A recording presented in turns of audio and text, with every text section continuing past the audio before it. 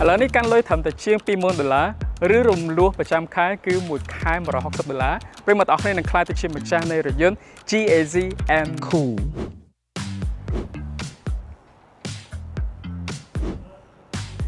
ប្រិមត្តស្ដាប់អត់ខុសទេគឺ GAZ M2 ដែលជាប្រេងកម្ពុជាមួយរបស់ប្រទេសចិនទទួលបានពានរង្វាន់ជាច្រើនផ្នែកសមត្ថភាពក៏ដូចជាសុវត្ថិភាពហើយដែលសំខាន់នោះគឺល្បីល្បាញខ្លាំងមែនទែននៅប្រទេសកម្ពុជារបស់យើងអញ្ចឹងចង់ដឹងខ្លះពី GAZ M2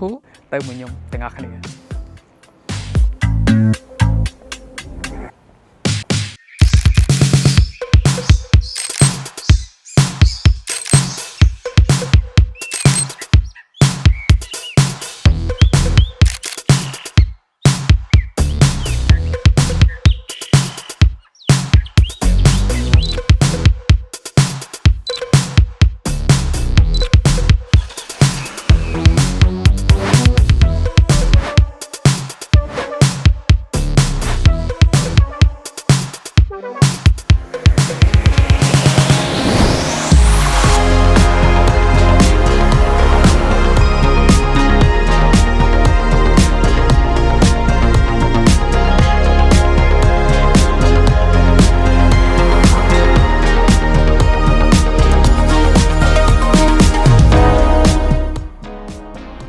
ខ្ញុំសឹងតែមិនគួរឲ្យជឿថាតម្លៃត្រឹមតែជាង$20,000ប្រិមត្តអស់គ្នារថយន្តនេះគឺជាប្រភេទរថយន្ត brand ដ៏ល្បីមួយមិនថានៅពិភពលោកដូចជាប្រទេសកម្ពុជារបស់យើងអ្វីដែលសំខាន់គឺគេផលិតរថយន្តមកគឺបែប standard QDR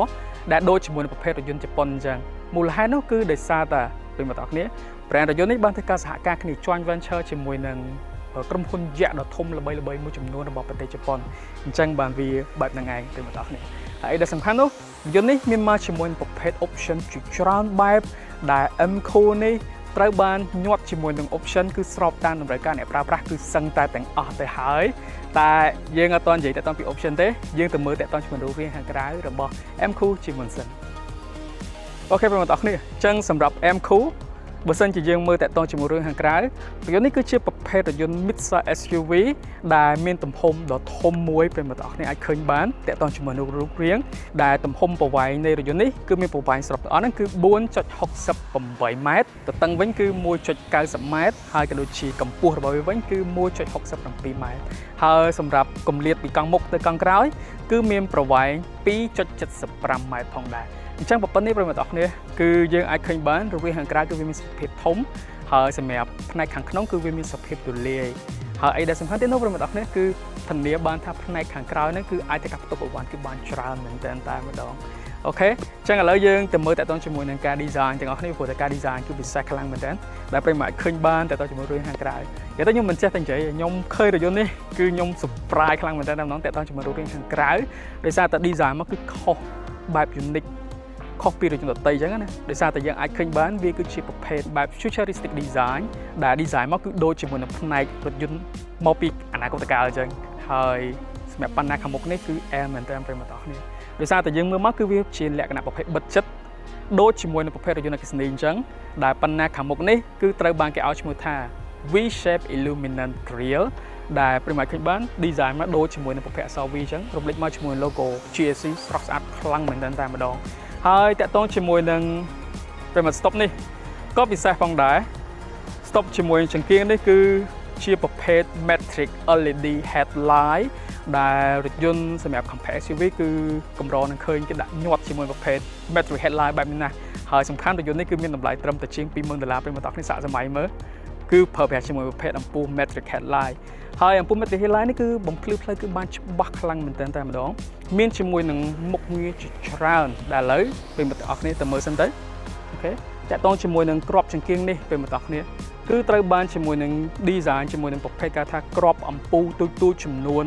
32គ្រាប់សម្រាប់មួយចំហៀងអំពូលនេះអញ្ចឹងគឺវាពិសេសខ្លាំងមែនទែនហើយវាមានមកជាមួយប្រភេទមុខងារគេថាបិទបើកអូតូស្វ័យប្រវត្តិមានមកជាមួយនឹងមុខងារទម្លាក់ជាមួយនឹងកូដ Far Auto ស្វ័យប្រវត្តិមានមកជាមួយនឹងមុខងារ Follow Me Home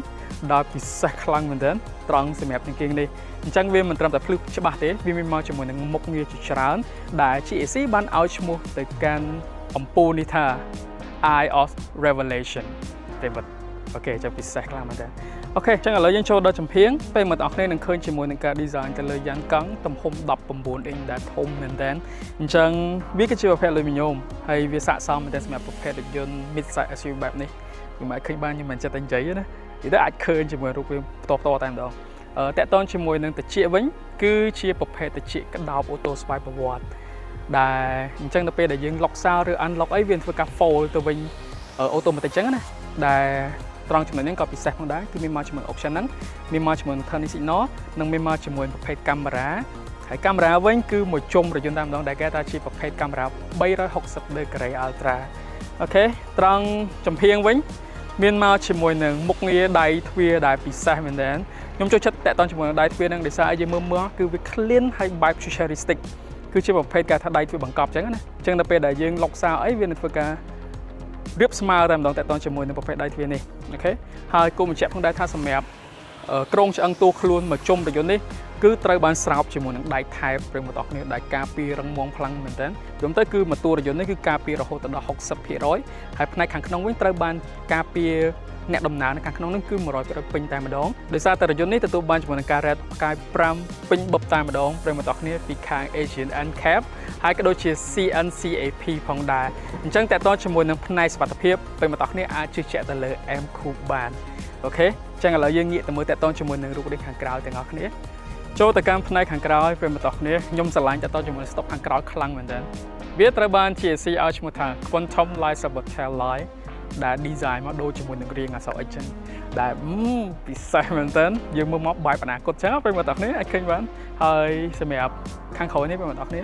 អីដែលពិសេសទៀតនោះគឺមានមកជាមួយនឹងទ្វារខាងក្រៅគឺអូតូម៉ាទិកបិទបើកដល់ស្វ័យប្រវត្តិដែលពិសេសមែនទែនត្រង់ចំណុច option មួយនេះហើយខាងក្នុងនេះដូចតែខ្ញុំសន្យាប្រាប់ប្រិមត្តចឹងសម្រាប់ក្លុបនៅខាងក្រៅរបស់ GCM Cool នេះគឺវាមានសភាពទូលាយខ្លាំងអញ្ចឹងគឺយើងទៅដើរលេងឬក៏យើងទៅណាយើងអាចទៅកាប់ផ្ទុកអីវ៉ាន់គឺបានច្រើនសម្រាប់ផ្នែកខាងក្រៅហើយបើសិនជាយើងគិតថាប្រព័ន្ធនេះស្ទើរទៀតប្រិមត្តអរគ្នាអាចធ្វើការទម្លាក់ជាមួយនឹងកៅអីជួរទី2ដើម្បីធ្វើការផ្ទុកអីវ៉ាន់បន្ថែមហើយអីដែលពិសេសនោះគឺមានមកជាមួយនឹងប្រភេទ option ទ្វារខាងក្រោយអូតូដែលបើយន្តធំតែជាង$20,000មានមកជាមួយនឹង option នេះពិសេសអត់ប្រិមត្តអរគ្នាចឹងខ្ញុំគិតថាផ្នែកខាងក្រៅខ្ញុំ highlight ជួយប្រិមត្តអរគ្នាប៉ុណ្ណឹងតោះឥឡូវយើងចូលទៅមើលផ្នែកខាងក្នុងដោយសារផ្នែកខាងក្នុងគឺមានមកជាមួយនឹង option ជាច្រើនតោះ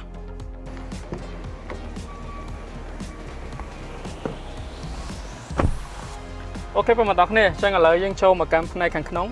នៃរថយន្ត GAC M Cool អញ្ចឹងប្រិមត្តខ្ញុំពិបាកនឹងក្នុងការរៀបរាប់ខ្លាំងមែនទែនដោយសារផ្នែកខាងក្នុងនេះគឺវាមានសភាព luxury យើងមើលមកគឺបែបប្រភេទគេហៅថា clean អញ្ចឹងណាដែលនិយាយឲ្យស្រួលស្ដាប់ទៅគឺរថយន្តដែលមានតម្លៃត្រឹមតែជាង$20,000ប្រិមត្តទាំងអស់គ្នាគឺកម្រនឹងឃើញក៏ដូចជាអាចនឹងធ្វើការទិញជាមួយរថយន្តដែលវាមានមកជាមួយនឹង option ច្រើនហើយទំនើបបែបនេះណាមិនថាដៃទ្វារតាប់ឡូ console កដាឬមើលកៅអីចង្កូតផ្សេងៗគឺមានជាមួយនឹង material គឺស្បែកទាំងអស់តែម្ដងហើយរំលេចមកជាមួយនឹងប្រភេទការ design បែបប្រភេទ Ponton មើលមកដូចជាមួយនឹងប្រភេទការថា Aluminium ដែលត្រង់កន្លែងហ្នឹងគឺធ្វើឲ្យខាងក្នុងគឺកាន់តែវាមានសភាព clean និងមើលមកគឺ luxury អញ្ចឹងបងប្អូនគ្នាអូខេហើយមួយយ៉ាងគឺមានមកជាមួយប្រភេទចង្កូត electronic មានមកជាមួយនឹងអេក្រង់កំសាន្តដែលមានទំហំធំហើយមានមកជាមួយនឹងមុខងារខាងក្នុងគឺច្រើនខ្លាំងមែនទែនដែលតិចទៀតយើងទៅមើលទាំងអស់គ្នាថាមានមកជាមួយ option អីខ្លះមានមកជាមួយប្រភេទ ambient light ដែល ambient light គឺពិសេសខ្លាំងមែនទែនអញ្ចឹងបាទខ្ញុំនិយាយតាំងពីដើមវីដេអូហ្នឹងថារថយន្តនេះគឺញាត់ជាមួយនឹងប្រភេទ option គឺទាំងអស់តែម្ដងពេលបងប្អូនគ្នាអញ្ចឹងឥឡូវយើងទៅមើលទាំងអស់គ្នាតែយើងចាប់ផ្ដើមដំបូងគឺខ្ញុំទៅនិយាយតាក់ទងជាមួយនឹងកៅអីសិនអញ្ចឹងសម្រាប់កៅអីពេលបងប្អូនគ្នាគឺជាប្រភេទកៅអីស្បែកវាមានមកជាមួយនឹងការ design វាទប់ខ្លួនយើងបានល្អខ្លាំងមែនទែនមានរំលេចមកជាមួយនឹងប្រភេទ logo GAC នៅកន្លែងខាងលើនេះហើយមួយយ៉ាងកៅអីទៀតសោតគឺវាមានភ្ជាប់ជាមួយប្រភេទមុខងារ adjustment បើន័យថាគឺយើងអាចធ្វើការបញ្ជា auto side ប្រវត្តិបានទាំងខាង driver ក៏ដូចជាខាង passenger ហើយពេលមកដល់នេះអត់អស់ទេមិនត្រឹមតែមានជាមួយនឹង adjustment seat ទេមានមកជាមួយប្រភេទការថាកៅអីក្តៅកៅអីត្រជាក់បន្ថែមទេដែលមុខងារហ្នឹងគឺពិសេសហើយត្រូវជាមួយនឹងអាកាសធាតុនៅស្រុកយើងតែម្ដងដោយសារតែស្រុកយើងគឺមានអាកាសធាតុក្តៅអញ្ចឹងយើងប្រើជាមួយនឹងប្រភេទកៅអីត្រជាក់គឺ the best តែម្ដងពេលមកដល់នេះត្រង់ចង្កូតវិញគឺជាប្រភេទចង្កូតភ្លើងអេឡិចត្រូនិកដោយតែខ្ញុំនិយាយអញ្ចឹងមានមកជាមួយនឹងមុខងារច្រើនដែលយើងអាចបញ្ជាត្រង់ចំណុចនេះហើយអ្វីដែលសំខាន់គឺ driving mode ឬមួយក៏អីផ្សេងៗគឺយើងអាចបញ្ជានៅក្នុងនេះបានហើយពីក្រោយដៃចង្កូតនេះមានមកជាមួយនឹង counter digital ដែលទំហំរហូតដល់7 inch ប្រិមត្តអរគ្នាអញ្ចឹងវាធំខ្លាំងមែនទែនហើយមួយយ៉ាងគឺវាបង្ហាញជាមួយមុខងារច្រើននៅខាងផ្នែកក្នុងនឹងភ្លឺច្បាស់និងមានមកជាមួយនឹង option ច្រើនអញ្ចឹងយើងអាចធ្វើការបញ្ជាតាក់ទងជាមួយ driving mode អីយើងអាចមើលតាមនេះក៏បានហើយក៏ដូចជា screen នៅខាងស្ដាំដៃខ្ញុំនេះក៏បាន driving mode មាន3ប្រិមត្តអរគ្នាមាន comfort មាន eco មានជាមួយនឹងប្រភេទ sport mode ដែល sport mode គឺជាន់បានតាមស្មារតីយន្តឥឡូវនេះយើងទៅមើលតាក់ទងជាមួយ ski infotainment វិញនៅខាងស្ដាំដៃខ្ញុំនេះធំខ្លាំងមែនតើប្រិមត្តអរគ្នាទំហំរហូតដល់ 10.1 inch អាណោះវាគឺជាប្រភេទ screen កំសាន្តដែលយើងអាចប្រើប្រាស់ជាមួយប្រភេទមុខងារ touch screen បានហើយ touch គឺ smooth ខ្លាំងមែនទែនដល់ប្រិមត្តអរគ្នាតាក់ទងជាមួយមុខងារនេះហើយអីដែលសំខាន់គឺអាចធ្វើការភ្ជាប់ជាមួយនឹងមុខងារ Apple CarPlay ដែលពេលដែលយើងភ្ជាប់ទៅគឺយើងអាចធ្វើការប្រើប្រាស់ជាមួយនឹងប្រភេទ map បើយើងអាចធ្វើការប្រើប្រាស់ជាមួយនឹងការចាក់បទចម្រៀង YouTube Music ឬមួយក៏អីយើងអាចប្រើប្រាស់នៅក្នុងនេះដែលខ្ញុំពេញចិត្តមែនទែនតាក់ទងជាមួយនឹងការប្រើប្រាស់ជាមួយប្រភេទ Apple CarPlay ហើយប្រើប្រាស់ Apple CarPlay យើងមិនបាច់ចាំធ្វើការដោតខ្សែទេវាគឺជាប្រភេទ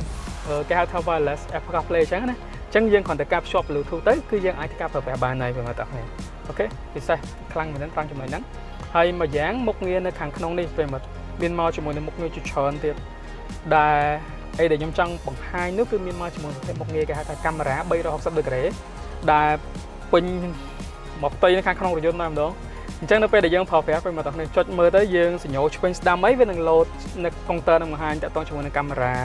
អញ្ចឹងប្រិមត្តអរគ្នាពេលចតពេលបត់ពេលអីគឺទុកចិត្តជាមួយនឹង GACM គូបានដោយសារតែមានបង្ហាញជាមួយនឹងរូបភាពភ្លឺច្បាស់ឲ្យយើងធ្វើការចោះចតឬមួយក៏អីចឹងណាប្រិមិត្តអូខេពិសេសខ្លាំងមែនតើអញ្ចឹងឥឡូវយើង slash តាក់ទងជាមួយនឹងមុខងារនៅខាងនេះប៉ុណ្ណឹងយើងតដឹងតាក់ទងជាមួយនឹងមុខងារកំសាន្តនៅខាងក្នុងបន្ថែមទៀតមានមកជាមួយប្រភេទ speaker គុណភាពដែល speaker វាគឺជាប្រភេទ speaker គេហៅថា DTS ដែល DTS នេះមានពាក្យពេញថា Digital Stereo System អញ្ចឹងសម្រាប់ដំណើរការនៃ DTS គឺធ្វើឲ្យការស្ដាប់តន្ត្រីគឺកាន់តែវាមានសភាពរណ្ដំងំដូចជាមួយយើងទៅគេហៅថា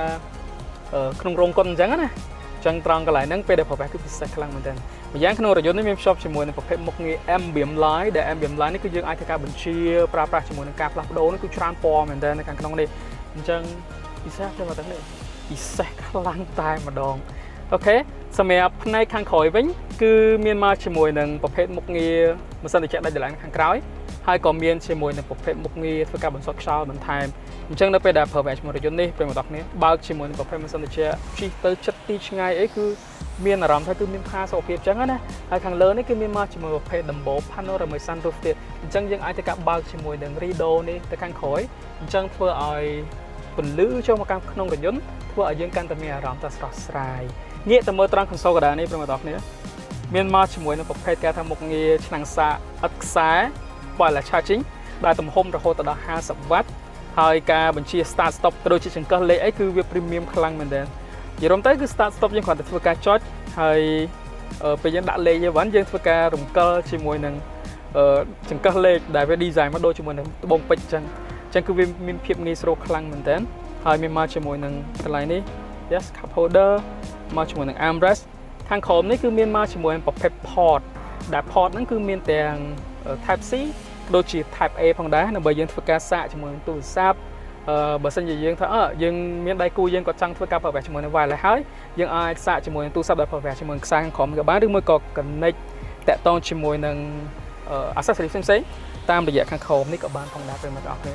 ហើយមួយទៀតប្រិយមិត្តអរគ្នាសម្រាប់ការបញ្ជាតាក់ទងជាមួយនឹងការបើកទ្វារផ្សេងៗគឺប្លែកខុសពីរថយន្តដទៃយើងធ្វើការបើកដែលយើងចុចជាមួយនឹងប្រភេទត្រង់ចំណុចនេះគឺជាកន្លឹះសម្រាប់យើងធ្វើការបើកទ្វារដែលពិសេសខុសពីរថយន្តដទៃខ្លាំងមែនទែនហើយត្រង់ចំណុចនេះគឺយើងអាចធ្វើការបញ្ជាតាក់ទងជាមួយ temperature ដែលត្រង់កន្លែងហ្នឹងក៏ពិសេសផងដែរនិយាយរួមទៅដូចយើងធ្វើការប្រើប្រាស់ជាមួយប្រភេទយន្តអនាគតកាលអញ្ចឹងណាដល់ត្រង់ចំណុចនេះគឺពិសេសមែនទែនប្រិយមិត្តអរគ្នា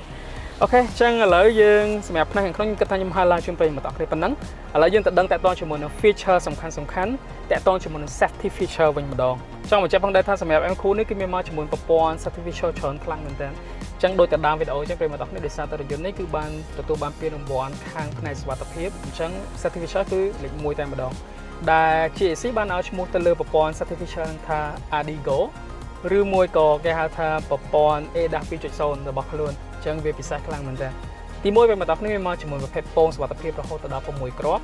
ទី2មានមកជាមួយនឹងប្រភេទប្រព័ន្ធធ្វើការផ្ដល់សញ្ញានៅពេលដែលខាងមុខគឺមានឧបសគ្គដែលគេថាជា forward collision warning ហើយក៏ដូចជាមានជាមួយនឹង Frank auto swipe ប្រវត្តិបានន័យថាគឺចាប់ Frank ដោយខ្លួនឯងអញ្ចឹងដែលភាសាអង់គ្លេសគេហៅថា autonomous emergency braking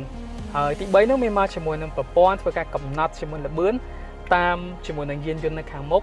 ដែលយើងតែងតែដឹងគឺជាប្រភេទ adaptive cruise control ហើយក៏ដូចជាមានជាមួយនឹងប្រព័ន្ធធ្វើការរក្សាជាមួយកន្លងផ្លូវរបស់យើងឲ្យបានត្រឹមត្រូវ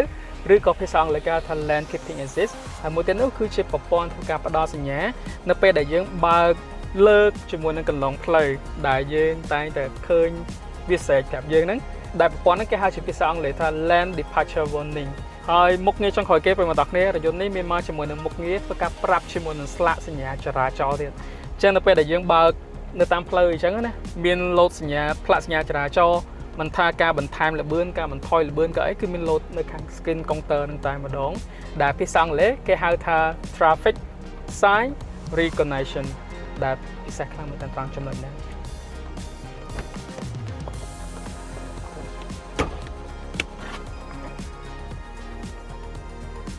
អូខេបងប្អូនទាំងអស់គ្នាចឹងឥឡូវយើងទៅមើលតាក់ទងជាមួយនឹងកម្លាំងម៉ាស៊ីនដែលគេថាជាប្រភេទ performance spec ហើយក៏សូមអធិស្ឋានផងដោយសារតែមេឃថ្ងៃនេះក្តៅខ្លាំងមែនតើអូខេចឹងឥឡូវយើងទៅមើលទាំងអស់គ្នាអូខេបងប្អូនទាំងអស់គ្នាចឹងនេះគឺជាម៉ាស៊ីនរបស់រថយន្ត GAC M2 ប្រិយមិត្តទាំងអស់គ្នាអាចឃើញបានចឹងសម្រាប់រថយន្តនេះគឺបំពាក់មកជាមួយនឹងប្រភេទម៉ាស៊ីនដែលមានចំណុះ 1.5T ប្រើប្រាស់ជាមួយប្រភេទម៉ាស៊ីនដែលគេហៅថា GDI មានប្រើប្រាស់ជាមួយ turbo ដើម្បីមកធ្វើការជំនួយប្រិយមិត្តទាំងអស់គ្នាអញ្ចឹងវាអាចធ្វើការបង្កើនកម្លាំងបានរហូតដល់177 PS ជាមួយនឹងកម្លាំងរមួលគឺ270 Newton meters ហើយម៉ាស៊ីននេះដែរគឺត្រូវបាន GAC ឲ្យឈ្មោះថា Megawatt Power អញ្ចឹងមកប៉ុណ្ណេះគឺអែមខ្លាំងមែនទែនប្រិយមិត្តទាំងអស់គ្នាហើយរថយន្តនេះគឺអាចធ្វើការជាន់ពី0ទៅ100 km ដែលចាយពេលត្រឹមតែ 8.8 វិនាទីតែប៉ុណ្ណោះហើយសម្រាប់ប្រព័ន្ធប្រអប់លេខវិញគឺប្រើប្រាស់ជាមួយប្រភេទប្រអប់លេខ7វគ្គអូតូស្វ័យប្រវត្តិដែលគេហៅថាជាប្រភេទ DCT ឬយើងដឹងហើយគឺ dual clutch អូខេអញ្ចឹងសម្រាប់កម្រិតស៊ីសាំងវិញគឺស៊ីសាំងខ្ទង់ល្បាក់ 6.4 លីត្រតែប៉ុណ្ណោះសម្រាប់រយៈចម្ងាយគឺ100 km ដែលប៉ុណ្ណឹងគឺពិសេសខ្លាំងមែនទែនហើយយ៉ាប្រិមត្តមិនធម្មតាស្ពេចល្អទេសម្រាប់ប្រព័ន្ធជើងខាងក្រោមនៃរថយន្តនេះអូខេក៏ប្រើប្រាស់ជាមួយនឹងប្រភេទប្រព័ន្ធជើងខាងក្រោមពិសេសក៏ដូចជាល្អផងដែរដែលនៅខាងមុខក៏ដូចជាខាងក្រោយនេះគឺប្រើប្រាស់ជាមួយប្រភេទបូមឯករាជ្យទាំងអស់តែម្ដងមិនមែនទាំងមុខទាំងក្រោយអញ្ចឹងណាជាខាងមុខនេះប្រើប្រាស់ជាមួយនឹងបូមគេថា MacPherson Type Independent ហើយខាងក្រោយប្រើប្រាស់ជាមួយនឹងប្រភេទ Multi-link Beam Independent អញ្ចឹងធ្វើឲ្យការបើកបរគឺវាមានសភាពរលូនហើយក៏ដូចជាមានផាសុកភាពផងដែរចឹងជាចុងក្រោយសម្រាប់ GAC M2 នេះព្រមទាំងគ្នាអ្វីដែលខ្ញុំចាប់អារម្មណ៍ខ្លាំងបំផុតនោះគឺទៅលើ option ដោយសារតែបំពាក់មកជាមួយនឹង option ជាច្រើនតែម្ដងដូចតែប្រិយមិត្តអរគ្នាឃើញអញ្ចឹងហើយអីដែលខ្ញុំស្រឡាញ់ជាងគេនោះគឺទៅលើការ design រូបរាងនៅខាងក្រៅរួមទៅគឺបែបអនាគតគេហៅថា futuristic ហើយខ្ញុំនិយាយពាក្យហ្នឹងគឺច្រើនដងហើយដដែលអញ្ចឹងសូមប្រិយមិត្តអរគ្នាអធិស្ឋានផងដោយសារតែយន្តនេះគឺវាមើលមកគឺបែបអនាគតកាលមែនប្រិយមិត្តអរគ្នាអញ្ចឹងបើសិនប្រិយមិត្តអរគ្នាកំពុងតែចាប់អារម្មណ៍តទៅជាមួយតម្លៃ GAC M2 នេះមានតម្លៃល្អខ្លាំងមែនទែនសប្តាហ៍ថ្ងៃដែលមានតម្លៃត្រឹមតែ $22,999 ដុល្លារតែប៉ុណ្ណោះនាំចូលដោយ GAC Cambodia ដែល GAC Cambodia គឺជាក្រុមហ៊ុនតំណាងចែកចាយផ្ដាច់មុខផ្លូវការនៃរថយន្តម៉ាក GAC មកកាន់ប្រទេសកម្ពុជាក្រោមក្រុមហ៊ុន TA Group ដែលមានទីតាំងស្ថិតនៅអគារលេខ11នៅលើមហាវិថីសហព័ន្ធរុស្ស៊ីសង្កាត់កាកាបខណ្ឌពោធិ៍សែនជ័យរាជធានីភ្នំពេញឬក៏អាចតាក់ទងទៅកាន់ Facebook Page ផ្លូវការគឺ GAC Cambodia ជម្រាបខ្ញុំបាទសាម៉ាត់អរគុណអ្នកទាំងអស់គ្នាជួបគ្នានៅវីដេអូក្រោយបាយបាយ